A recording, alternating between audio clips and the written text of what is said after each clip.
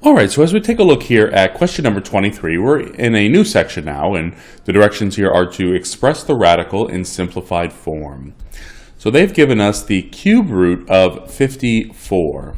And if you're not sure whether or not 54 is a perfect cube, go ahead and take a look at the power exponent reference sheet that I offered to email you, or you can stop by the PASS lab and pick one up, or a lot of your professors may have already given you some sort of power reference sheet that they're going to either let you use on the test or that they just want you to use with your homework to get used to working with exponents. But since we're working with the cube root in this question, we're going to look here in the third power column, and we want to look down this column, and hopefully we're going to see 54.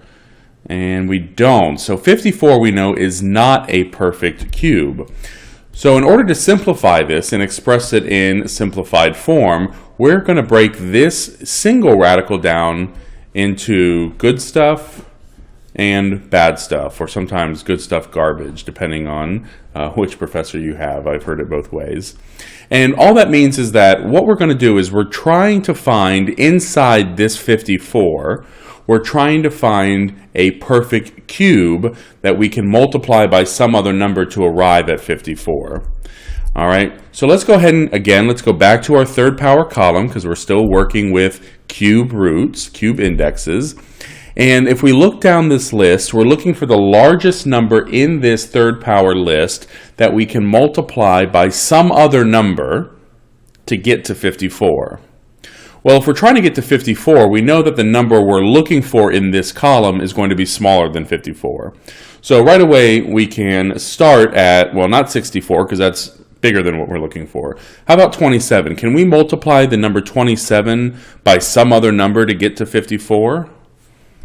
Well, the answer is yes, right? We can multiply 27 by 2, and we arrive at 54. 27 times 2 is 54. So the cube root of 27 times the cube root of 2 gives us the cube root of 54. But the reason we want to do this, break this single radical into good stuff, bad stuff, is because now we can say, all right, well, what's the cube root of 27? Well, the cube root of 27, if we follow this over, is 3. So we can now break these two radicals down into 3. This is our 3 because the cube root of 27 is 3. And then we can't break this down any further because if we look again in our third power chart, 2 is not a perfect cube, and there's no number in this column that we can multiply by some other number to get to 2.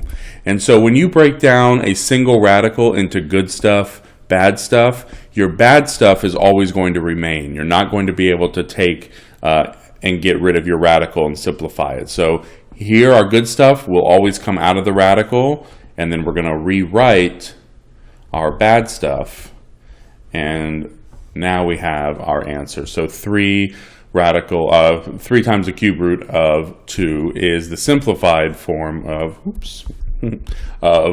radical cube root of 54 rather. All right, so let's go ahead and do a couple more of these because these can be a little tricky to get a hang of, but the more you do, the easier they become. All right, so this was number 23. Let's go ahead and take a look at 24.